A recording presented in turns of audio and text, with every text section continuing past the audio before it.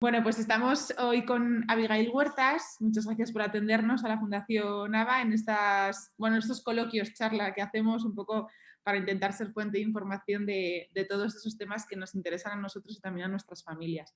Abigail, cuéntanos un poco primero quién eres, dónde podemos encontrarte y si te parece luego ya comenzamos un poco a hablar del tema del que hoy vamos a tratar. Muy bien, pues nada, muchas gracias a vosotros por darme voz, porque también es muy importante que los profesionales podamos acercarnos a las familias, incluso en pandemia, por estas vías. Yo me llamo Abigail Huertas Patón, soy psiquiatra. eh, Inicié mi trayectoria profesional en niños y adolescentes en el atentado del 11 de marzo en Madrid, allá por entonces atendiendo a los niños que habían estado afectados, y desde entonces he dedicado casi en exclusiva la práctica de mi actividad profesional a los niños y adolescentes. Desde hace un- algo más de un año y medio trabajo en el Gregorio Marañón, en el programa de Amitea y la consulta de diagnóstico complejo, en la unidad, en el servicio de psiquiatría del niño y del adolescente del Gregorio Marañón. Pero llevo ya muchos años comprometida y formo parte de AESNIA, de la Asociación Española de Psiquiatría del Niño y del Adolescente, y en esa línea de prestar atención a los niños y adolescentes estoy. Vamos, que somos unos afortunados por poder contar con tu testimonio, al Bueno, menos, o con tu bueno, información. Abigail, yo otro día me puse en contacto contigo porque habíamos visto una noticia, nos habíamos hecho eco de una noticia que señalaba, y voy a leer el titular, si te parece, para que nos quede sí. claro exactamente, que los expertos detectan un retraso en el diagnóstico de menores de 3 años con dificultades del desarrollo. ¿Esto qué quiere decir exactamente? ¿Qué es lo que está ocurriendo? Pues sí, esto, vamos, los expertos entiendo que se referirá tanto a profesionales de sanidad como de educación, y estamos preocupados.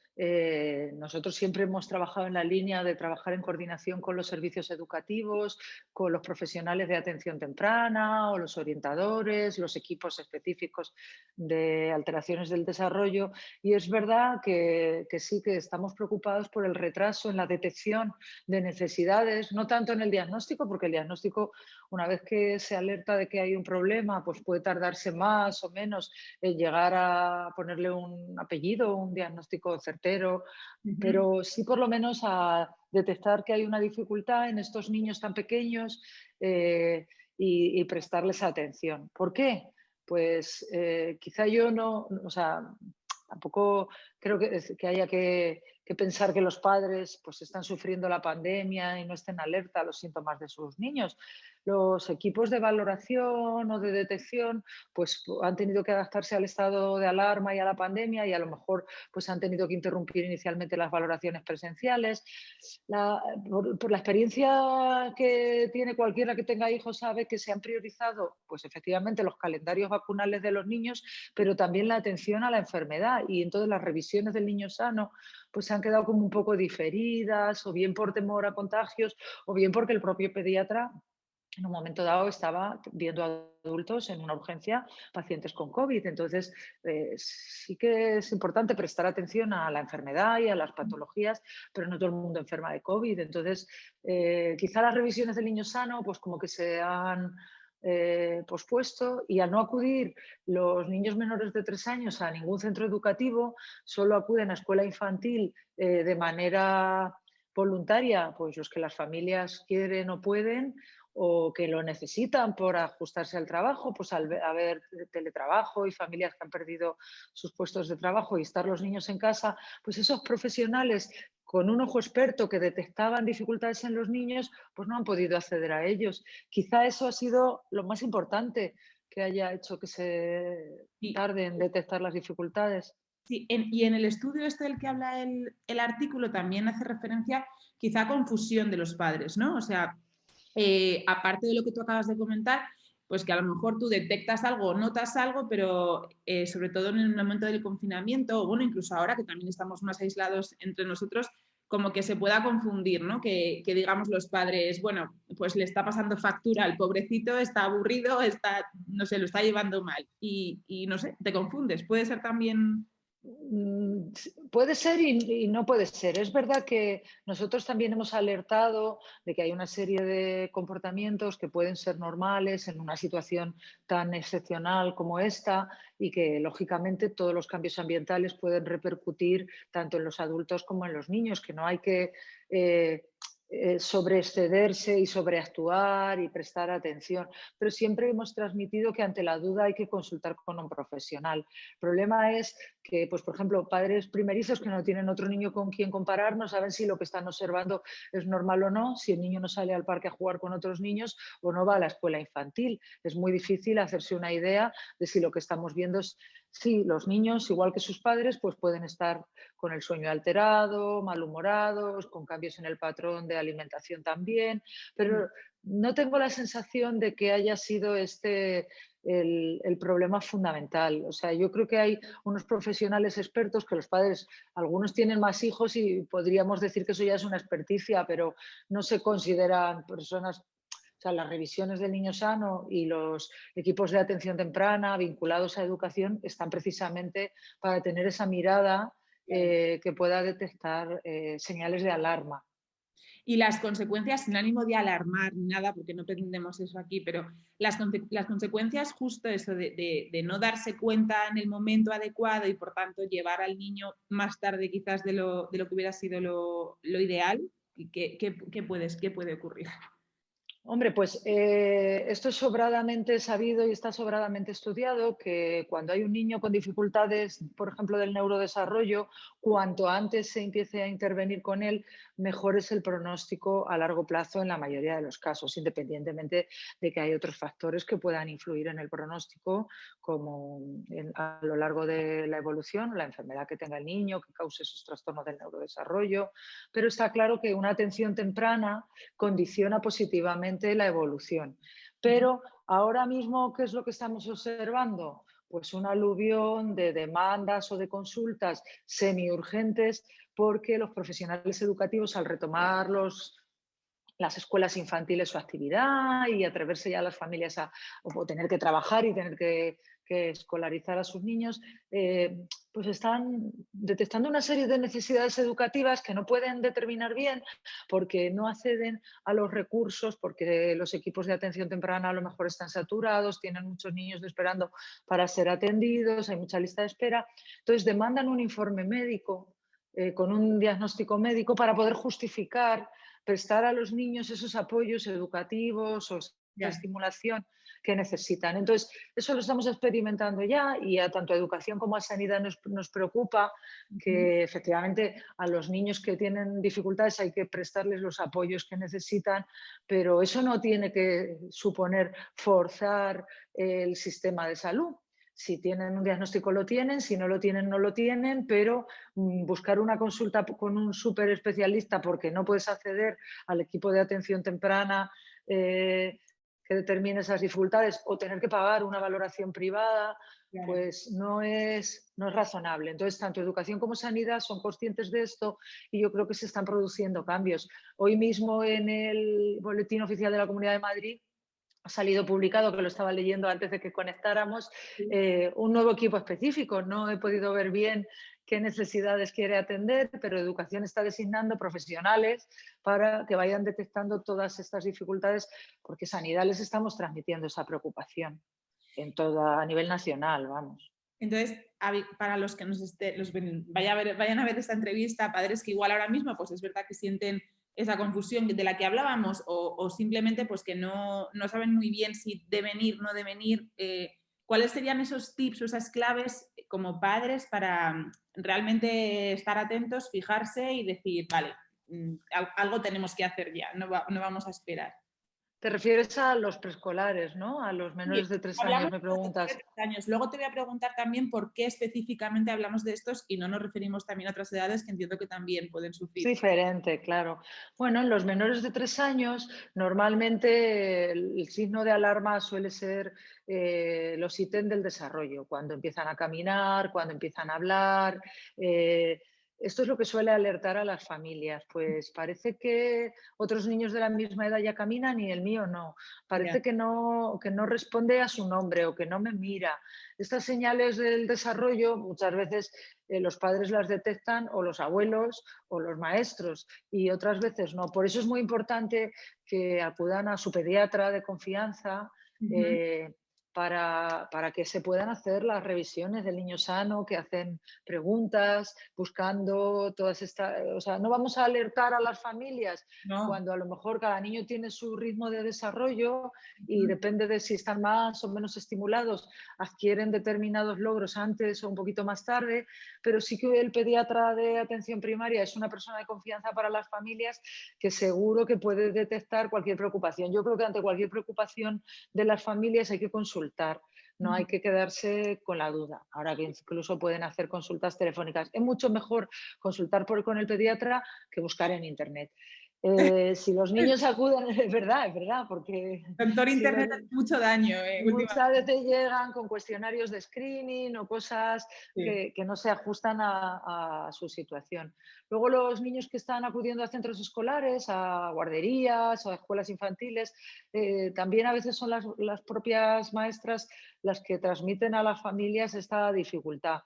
Pero luego, claro, pues la pandemia produce irritabilidad, cambios de patrón de alimentación, de ritmo de sueño, tanto en los niños como en los padres. Ujú. Esas cosas también alarman. Eh, es natural que haya algunos cambios, pero si son muy llamativos también hay que consultar.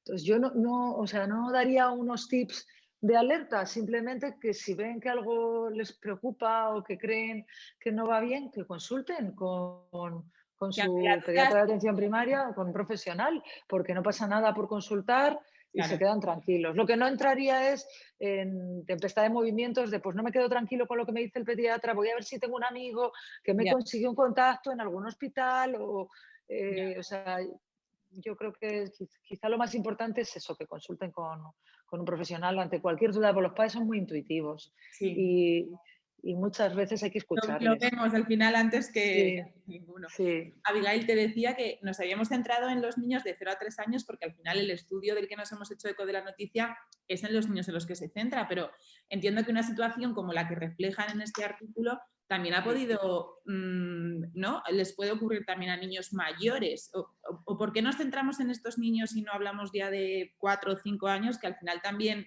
están todavía en pleno desarrollo, ¿no? O sea, no. Claro, yo entiendo bueno, que el interés por los niños de menos de 3 años es porque muchos no hablan y entonces no tienen su propia voz para quejarse y Claro, decir, no me estás cuidando, me estás exponiendo mucho a tecnología, no tengo edad para estar delante de una tablet horas y horas y como no se quejan y apenas hablan, pues quizá les escuchamos menos y sobre todo porque no van a centros educativos, muchos de ellos, entonces es más difícil que un profesional con una mirada sí. desde el conocimiento y ajena a la familia pueda detectar dificultades.